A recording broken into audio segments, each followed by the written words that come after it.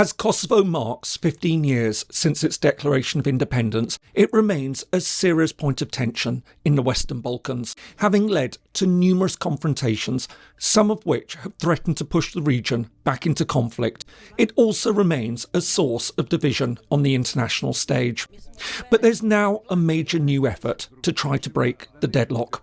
So, what is the problem all about? Why has it been so difficult to reach a settlement? And can this latest effort succeed where so many others have failed? Hello and welcome. If you're new to the channel, my name is James Kerr-Lindsay, and here I take an informed look at international relations, conflict, security and statehood. One of the most important questions in modern international relations centres on the relationship between the self-determination of peoples and the territorial integrity of states. Should ethnic groups have the right to independence if they want it, or should state borders always be sacrosanct? Ultimately, in a world made up of states, territorial integrity won. While self-determination is still regarded as a core principle of the international system and is even included in the UN Charter, it came to be understood in two distinct ways. In cases of colonial control, it meant a right to independence, usually called external self-determination. In cases affecting groups within established states, it was understood to mean a right to meaningful self-rule within the existing borders of that country. This could mean anything from special language rights to some sort of federal or confederal arrangement. There was no right to independence.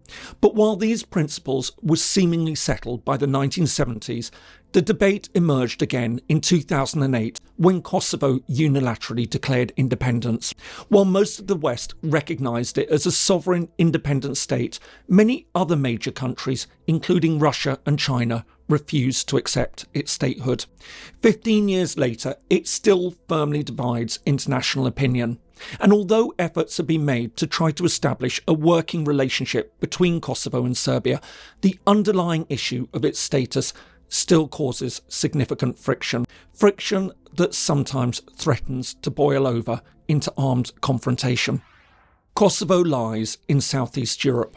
At around 11,000 square kilometres or 4,200 square miles, it would be the 160th largest member of the United Nations. Landlocked, Serbia is to its north and east, to its south is North Macedonia, and to its west is Albania. Montenegro lies to its northwest. The population currently stands at around 1.9 million. The exact ethnic makeup is disputed as ethnic Serbs boycotted the last census in 2011. However, it's believed that Albanians make up over 90% of the population and Serbs between 4 and 7%. In addition, there are other small communities, including Bosniaks, Turks and Roma. Kosovo has a long and fascinating history. The centre of the ancient Illyrian kingdom of Dardania, from which the Albanians claim descent, it came under Roman and Byzantine rule before being conquered by the Serbian kingdom in the 13th century. After that, in the 15th century, it then became part of the Ottoman Empire. This lasted until the start of the 20th century, when Kosovo, already by now overwhelmingly inhabited by ethnic Albanians, was conquered by Serbia, which in turn became a part of the new Yugoslav kingdom following the First World War. But our story really starts after the Second World War, when Yugoslavia came under communist rule and became a federation of 6 republics: Bosnia and Herzegovina, Croatia, Macedonia, Montenegro, Serbia and Slovenia. Although Kosovo was granted full autonomy within Serbia and in 1974 was granted a similar status to the republics, the Kosovo Albanians wanted full republic status. This in turn led to growing tensions, and as a result, in March 1989, the Serbian authorities unilaterally revoked Kosovo's autonomy. As Yugoslavia began to break apart in the early 1990s, pressure grew in Kosovo to be allowed to break away as well, and in September 1991 an unauthorised referendum showed overwhelming support for independence. However, while the republics became independent countries, albeit after a series of bitter and brutal wars, Kosovo's right to independence was rejected by the international community. Instead, it continued to be regarded as a part of Serbia, which along with Montenegro now made up what was left of Yugoslavia.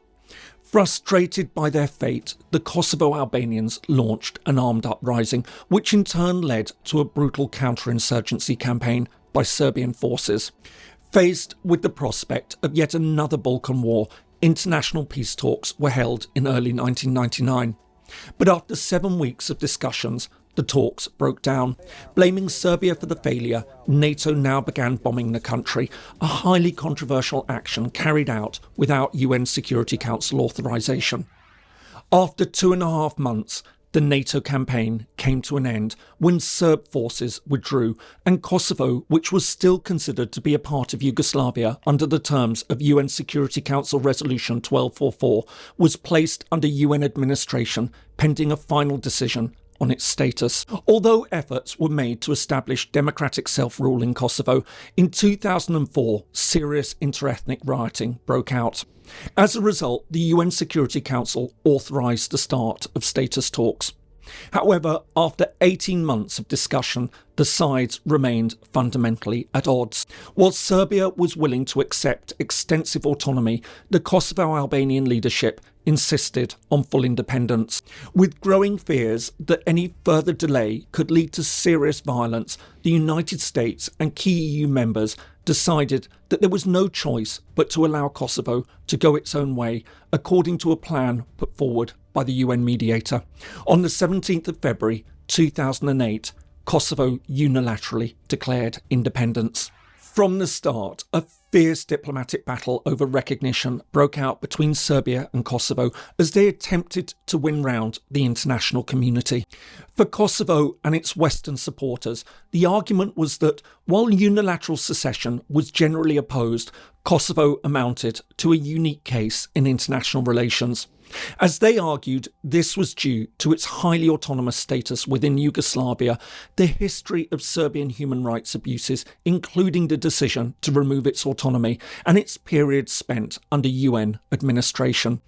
In contrast, Serbia, along with many other countries, including Russia and China, and 5 EU members, refused to accept this.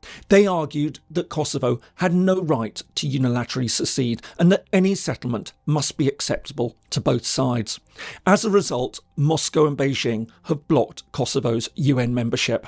Meanwhile, the UN General Assembly, at Serbia's request, referred the Declaration of Independence to the International Court of Justice, the world's highest court. However, it sidestepped the issue. While it ruled that international law didn't prohibit declarations of independence, it refused to say whether Kosovo was in fact a state.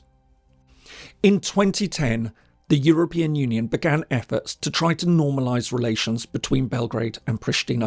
This led to an apparent breakthrough in April 2013 when the sides agreed measures to integrate ethnic Serbs into Kosovo's institutions in return for autonomy arrangements for majority ethnic Serb areas within Kosovo, in the form of a body to be known as the Association of Serbian Municipalities. Since then, however, the situation has deteriorated. The battle over recognition has again intensified. Having been recognised by half the UN, new endorsements have now dried up. The last one was Israel in 2020. At the same time, Serbia appears to have persuaded anywhere up to a dozen countries to reverse their recognitions. Meanwhile, tensions have grown on the ground. As the Kosovo government has attempted to assert its control, the Serbian inhabited areas in the north have resisted. At the same time, efforts to create the association have stalled after Kosovo's Supreme Court ruled that elements of it would be contrary to the constitution. All this has led to increasingly frequent confrontations. The most recent of these was in late 2022 when Pristina insisted that Kosovo Serb cars use Kosovo licence plates. While the crisis was eventually diffused, there were nevertheless fears that it could have led to violent clashes. And it's for these reasons that another attempt is now being made to broker an agreement. In January 2023, a group of senior officials representing France, Germany, the European Union, the United States and Italy travelled to Belgrade and Pristina to present a new proposal. In essence, the plan consisted of 2 key elements. First, while Serbia is not expected to recognise Kosovo, at least at this stage, it will drop any further opposition to Kosovo's membership in international organisations, including the United Nations.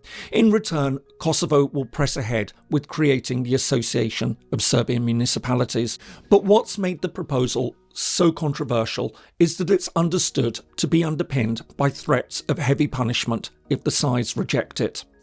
This means withholding aid and investments, and, for Serbia, even includes suggestions that its EU membership talks could be suspended. Despite this, the proposed plan has nevertheless met with strong opposition in both Serbia and Kosovo. Many in Serbia see it as capitulation.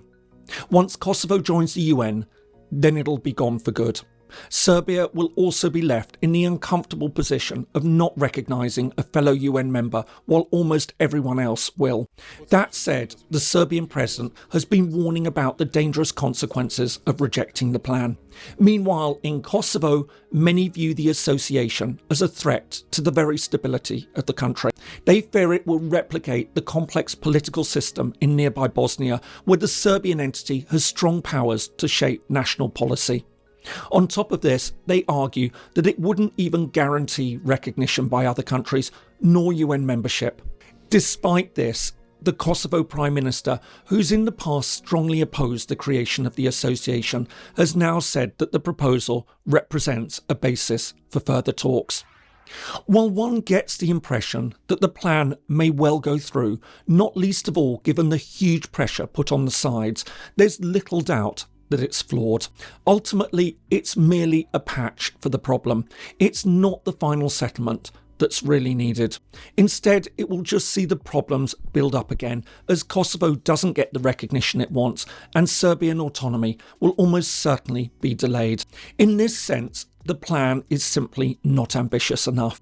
If the EU and US are willing to use such strong coercion, it would seem to make more sense to push for a final deal. However, this can only occur when the sides and their international supporters are prepared to accept several fundamental realities. First, Serbia's legitimate grievances over Kosovo have got to be acknowledged. Whatever the justification for acting in 1999, the 2008 Declaration of Independence stood against established international principles. No other country has had territory forcibly removed in this way in the modern era.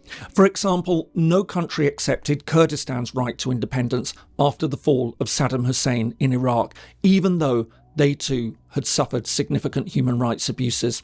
In Serbia, therefore, the West's actions have been seen as hypocritical and unfair, and this has fed deep resentment. But Serbia must also recognise that it was unrealistic to expect Kosovo to remain a part of Serbia when the other parts of Yugoslavia, including parts the same size or smaller than Kosovo, went their own way and became independent states. Kosovo may not have been a republic by law, but it was in all but name. Given its previous history of autonomy, its different ethnic composition, and its history of oppression, independence was, and is, the most logical outcome. But tied to this, Kosovo must also understand that, as an independent state, it's bound to also accept the principle of internal self-determination. This means granting the Kosovo Serbs a degree of autonomy, as it agreed. This isn't about accepting what Serbia wants. Instead, it's about accepting the principles and rights contained in the UN Charter, and which it argues it was denied when it was part of Serbia. Ultimately, neither Serbia nor Kosovo nor their supporters have been willing to acknowledge each other's positions. However, if they were to do so and fully accept that the unresolved nature of this dispute is holding them back, some progress might be made, especially if the EU and US offer far greater incentives to the sides to put the past behind them and look to a new future. For Kosovo, this will mean finally taking its place as a fully equal member of the international community. For Serbia, it means joining the European Union and ending the deep grievances and resentments that have created an unnatural wedge with its neighbours and partners in a united Europe. But again, this can only happen if all sides finally and honestly acknowledge the full extent of the problems created by this anomalous situation and understand exactly why and how we got here. Before I go, I'd like to say a huge thank you to the sponsor of today's video, the always excellent World Politics Review. Do make sure to take a look at the great offer for channel viewers. I put a link above and in the description below. And if you'd like more from me, here's another video that you might find useful. Thanks so much for watching, and see you in the next one.